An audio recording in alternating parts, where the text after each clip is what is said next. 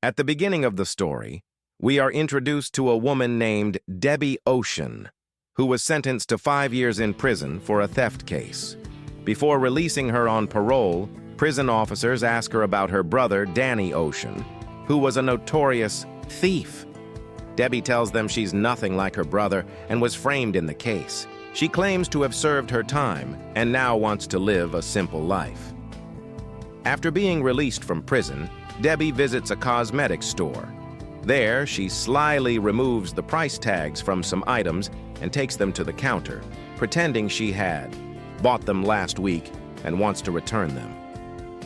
This scene reveals that Debbie is a con artist, skilled at manipulating people with her words to swindle them. After fooling the counter girl and taking some products, she checks into a luxury hotel. At the hotel, she overhears a couple talking about their flight that evening and how they mistakenly booked their room for too many days. They cancel their reservation and head to the airport. Debbie then calls the receptionist, mimicking the couple's voice, and reinstates the canceled room. She then checks into that room herself and spends the night there. While bathing, Debbie looks at a paper that contains her plan for the next big heist. The next day, Debbie visits her brother, Danny's grave, where she meets a friend of his who discusses her future plans. Later, Debbie contacts her old friend Lou, who owns a bar and dreams of traveling the world on a bike. She messages Lou and arranges to meet her. Lou is thrilled to see Debbie after such a long time. Debbie gives her the stolen cosmetics as gifts. They talk for a while, and Debbie shares her plan for a major heist to steal the Toussaint necklace from a jewelry company called Cartier. The necklace is worth around $150 million and is stored 50 feet underground in a high-security vault. Without hearing all the details, Lou agrees to help. However, she warns Debbie that stealing the necklace won't be easy. Debbie confidently tells her the necklace will come out of the vault on its own. They just need a solid team. Lou then takes Debbie to her home. The next day, Debbie visits her ex-boyfriend Claude's art gallery. She holds a fake knife to his throat and breaks one of his buttons to warn him. This reveals that Claude was the one who framed Debbie for the theft, and now she's ready to get her revenge. Debbie and Lou then go to a large museum where a Hollywood actress named Daphne will hold a press conference. Debbie brings Lou here to show her the future member of their team, Daphne. They plan to use her unknowingly in the heist, making her a part of the team without her realizing it. Soon, the press conference begins, and Debbie and Lou attend it. It's revealed that a costume exhibition, the Met Gala, will soon take place at the museum, and Daphne will be one of the guests. A reporter asks Daphne which designer she will wear to the gala. Daphne replies that she hasn't chosen a designer yet. After getting the plan finalized, Debbie and Lou start looking for a good designer. After a long search, they come to know about a talented designer named Rose, who is currently going through financial difficulties and debt. They meet her and explain their plan, where Rose's job will be to convince Daphne to wear the Toussaint necklace at the exhibition. Considering her financial condition, Rose agrees to join their team. Debbie then recruits Amita, an Indian girl, who makes jewelry with her mother. Amita's job is to create a replica of the Toussaint necklace. Debbie then goes to Lou's house, where Lou introduces her to a girl named Nine Ball, a skilled hacker. Nine Ball demonstrates her hacking abilities by infiltrating the museum's camera system, impressing Debbie, who then includes her in the team as well. The next day, Lou, Debbie, and Rose meet a girl named Daphne, who is Daphne's cousin. Debbie grabs Daphne's hand and takes a picture with her. They get the news printed in the newspaper, which makes the egoistic Daphne assume that Rose is her cousin's designer. Feeling competitive, she immediately hires Rose as her own designer. Debbie and Lou still need 2 more people. So they approach a girl named Constance, a pickpocket, who distracts a man and steals his watch. Impressed by her skills, Debbie brings her into the team too. Next, they meet Tammy, who deals in stolen goods and sells them at good prices. Like the others, Tammy agrees to join the team. Lou asks Debbie why she hasn't included a single male member in the team. Debbie replies that women attract less suspicion because of their beauty.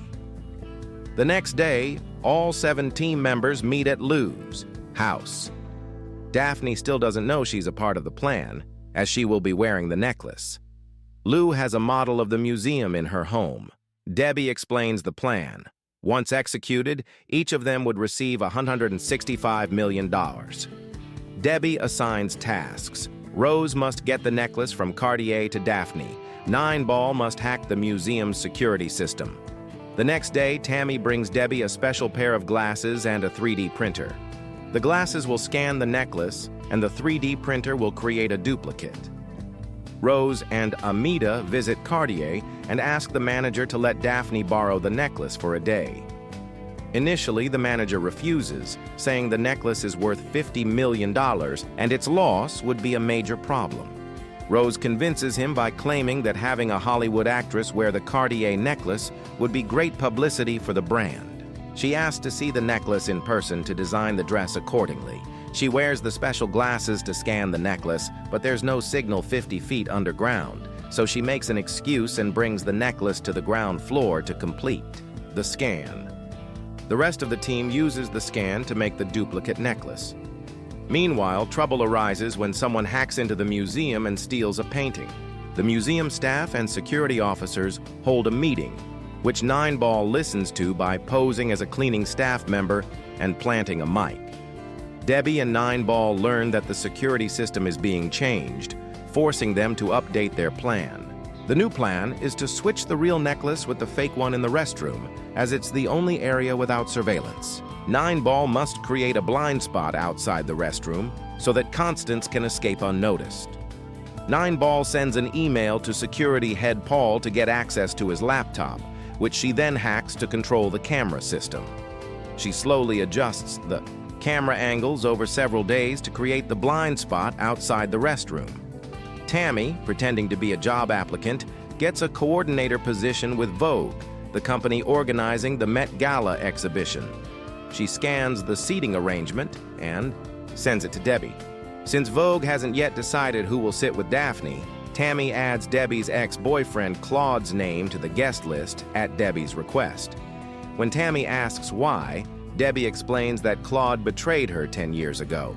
They were in a relationship and working together, but Claude tricked her into signing a document and framed her for a painting theft. She went to jail for 5 years, during which she planned this heist for revenge. Tammy tells the Vogue staff that the exhibition's catering isn't suitable and recommends a nutrition specialist, Lou, who gets hired. Lou warns Debbie that involving Claude could be dangerous, but Debbie assures her everything will go according to plan. A day before the Met Gala, Cartier delivers the Toussaint necklace to Daphne under heavy security. Rose notices that the necklace can only be opened with a special magnet. She secretly records this and sends it to the team. Nineball contacts her sister, who studies the video and makes a similar magnet. The team sets out to execute the plan. As the exhibition starts, Daphne arrives wearing the $150 million necklace with Rose and Claude. Everyone's attention is on the necklace. The museum is full of celebrities and expensive jewelry.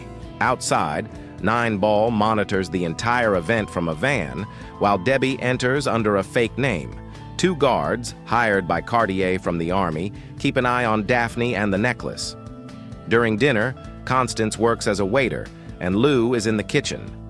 Lou slips something into Daphne's food, causing her to feel nauseous.